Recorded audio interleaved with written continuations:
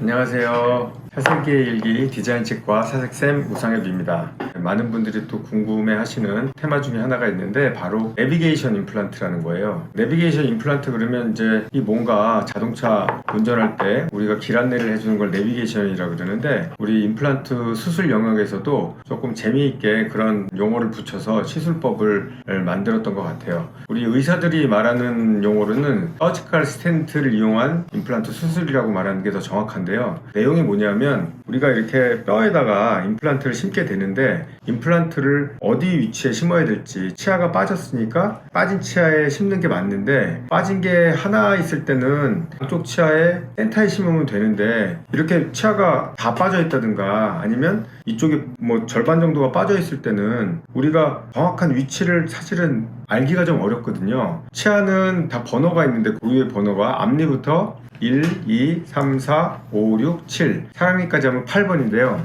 예를 들어서 1번부터 6번까지 치아가 빠진 분들이 임플란트를 심어야 되는데 내가 임플란트를 1번부터 6번까지 다 심지를 않고 1번 자리, 3번 자리, 5번 자리, 6번 자리 이렇게 4군데를 심어야겠다 생각할 때는 사실은 환자 입안에는 그냥 이렇게 잇몸만 있는 상태고 그러면 어디가 정확하게 1번 자리고 그 다음에 얼만큼 띄어서 3번 자리고 이걸 알기가 굉장히 어려워서 그 수술할 위치를 미리 구멍을 뚫어서 가이드를 만들어서 수술하는 방법 이거를 가이드 임플란트라고 합니다. 그런데 마치 이제 우리가 운전을 할 때 내비게이션 시스템이 있잖아요. 그래서 우리가 가야 될 장소를 알아서 알려주니까 굉장히 편해졌죠. 그것처럼 임플란트 할 때도 마치 이렇게 내비게이션 우리가 심을 위치를 미리 알려주는 시스템이다. 그래서 내비게이션 임플란트라고 하시는 병원들이 많이 있습니다. 이 방법이 생기면서 굉장히 이 수술의 퀄리티가 좋아지고 수술의 결과가 좋아졌다는 건데요. 우선 이게 가능해진 게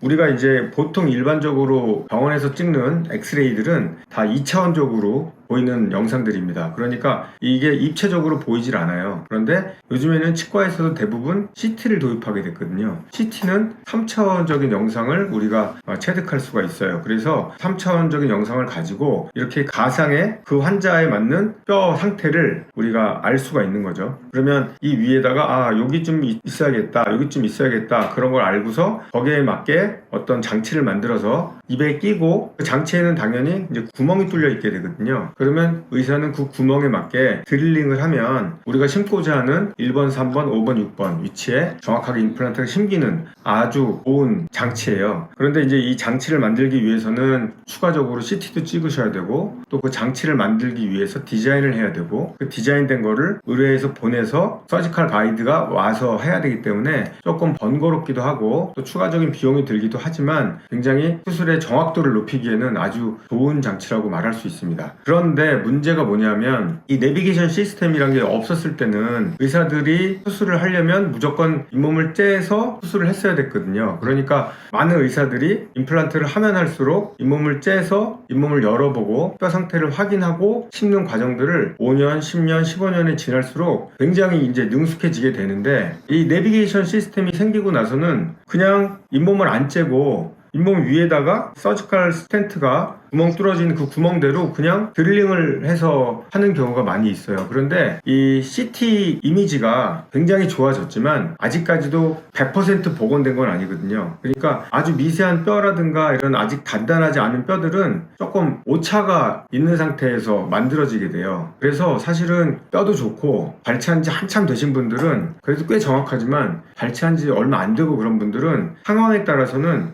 이 서지컬 스텐트 내비게이션 시스템을 하면서도 잇몸을 열어서 실제로 이 가이드가 제대로 만들어져 있는지 확인하는 작업이 꼭 필요하거든요. 그런데 이 내비게이션 시스템을 사실은 많이 쓰는 의사들은 누구냐면 아이러니하게도 시술을 여태까지 10년, 20년 많이 해왔던 선생님들보다는 이제 막 시작하시는 선생님들이 이 내비게이션 시스템을 많이 사용한다는 게 사실은 약간의 문제점이 되는 것 같아요. 왜냐하면 수술을 많이 안 해보신 선생님들은 잇몸을 째고 하는 게 굉장히 좀 아직 서툴고 부담스러운 일일 수 있거든요. 그런데 수술 가이드가 있으니까 그냥 겉으로 보기에는 다 잇몸이 좋아 보이니까 그냥 이제 심는 거거든요. 그런데 이제 10년, 20년 하신 분들은 잇몸을 쭉 째서 쭉 벌리는 게 거의 5분이면 끝나는 일이거든요. 그러니까 굳이 CT를 찍고 또 추가적인 비용을 환자한테 부담시키고 이렇게 해서 임플란트 수술을 잘 안 하세요. 사실은 임플란트를 이제 하신 지 오래되신 분들도 하다 보면 위치가 한 1, 2mm는 좌우로 약간의 오차가 생기면서 심기게 될 수도 있는데 그 가이드가 있으면 굉장히 도움이 돼서 조금 더 레벨을 올릴 수가 있는데 정작 그런 오래 하신 분들은 그 가이드를 사실은 좀 잘 안 쓰는 현실이 됐고 이제 막 치료를 시작하신 선생님들은 사실 많이 째서 이제 실력을 늘려야 되는데 이 가이드가 있다 보니까 계속 그냥 잇몸을 안 째고 그 구멍에 맞게 수술만 하다 보니까 나중에 몇 년 안 돼서 염증이 생기면 원인을 알 수가 없는 거예요. 그런데 우리가 저도 가이드를 많이 하고 있지만 지금 뭐 한 20% 정도 저는 가이드를 쓰고 있는데 왜 안 쓰게 되냐면 막상 보면 대부분 그 가이드대로 만들어진 게 틀린 경우가 좀 많이 있거든요. 그리고 임플란트란 거는 사실은 심어놓고 1, 2년 쓰는 거는 의미가 없어요. 제대로 심은 임플란트는 20년이 가도 껐떡없는 임플란트가 돼야 됩니다. 그러려면 정말 심을 때 그 뼈 높이 정확하게 보고 그 술자가 순간적으로 판단을 해서 뼈보다 몇 미리 정도 깊게 심을지를 다 봐야 되고 뼈가 이런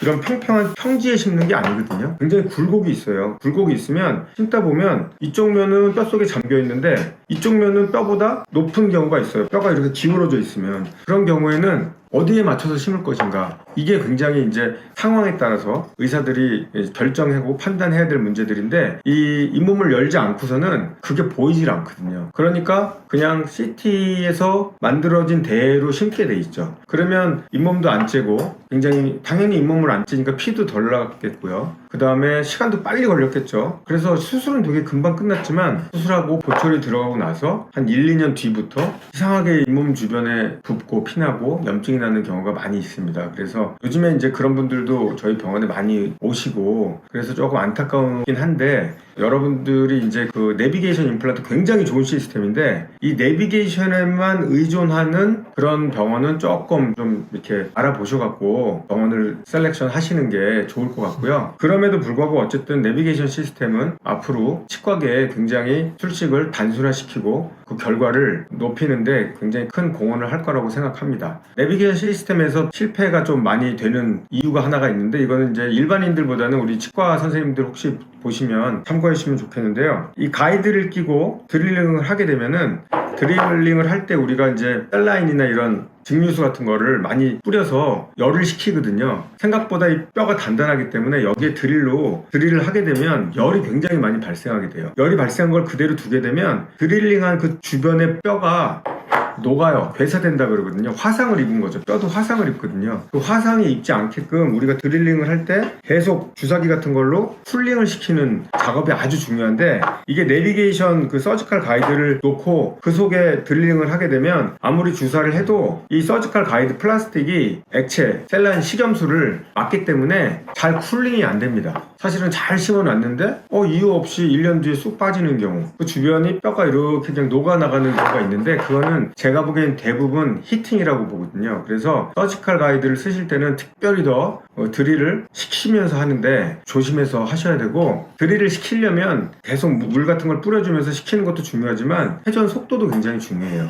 회전 속도를 너무 빨리 돌리면 당연히 열이 많이 발생되거든요. 그래서 가능하면 회전 속도도 700rpm 이하로 하시면서 이 서지컬 스텐트를 쓰시면 그래도 성공률을 많이 높이실 수가 있을 거예요. 환자분들은 서지컬 스텐트 쓰는 거 당연히 좋지만 서지컬 스텐트만 쓴다 그래서 무조건 다 좋은 치료는 아니다. 요거를 조금 아셨으면 좋겠고요. 서지컬 스텐트가 어떤 의사의 손에 가느냐에 따라서 그 스텐트는 무기가 될 수도 있고 또는 오히려 안 좋게 해를 끼치는 그런 게 될 수도 있습니다. 그래서 오늘은 서지컬 스텐트, 일명 내비게이션 시스템의 임플란트에 대해서 좋은 점과 나쁜 점을 좀 설명을 드렸으니까 참고해서 여러분들 임플란트 하시는데 도움이 됐으면 좋겠습니다.